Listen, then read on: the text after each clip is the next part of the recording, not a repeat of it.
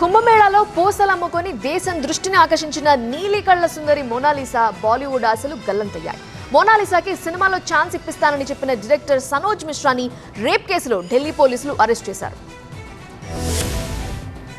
మహాకుంభమేళాలో పూసలమ్ముకునే మోనాలిసాను heroine చేస్తారన్న director jail పాలయ్యాడు. Rape కేసులో director Sanoj మిశ్రాను Delhi పోలీసులు అరెస్ట్ చేశారు. మోనాలిసాతో పాటు సనోజ్ మిశ్రా కూడా చాలా పాపులర్ అయ్యారు.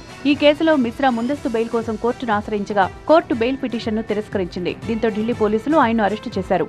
సనోజ్ మిశ్రా 28 ఏళ్ల వయసున్న ఓ అమ్మాయికి సినిమా ఆఫర్ ఇస్తానని లోబర్చుకున్నాడని ఆరోపణలొచ్చాయి. సినిమా ఆఫర్ ఆశ చూపించి ముంబైలో ఆమెతో సహజీవనం చేసినట్లు తెలుస్తోంది. సనోజ్ మిశ్రా తనపై పలుమార్లు అత్యాచారం చేశాడని ఆమె ఆరోపించింది.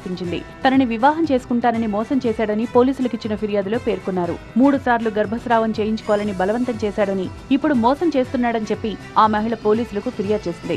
28 ఏళ్ల మహిళ ఫిర్యాదు ఆధారంగా సెంట్రల్ ఢిల్లీలోని నబీ కరీం పోలీస్ స్టేషన్లో మిశ్రాపై ఎఫ్ఐఆర్ నమోదు చేశామని పోలీసులు వెల్లడించారు.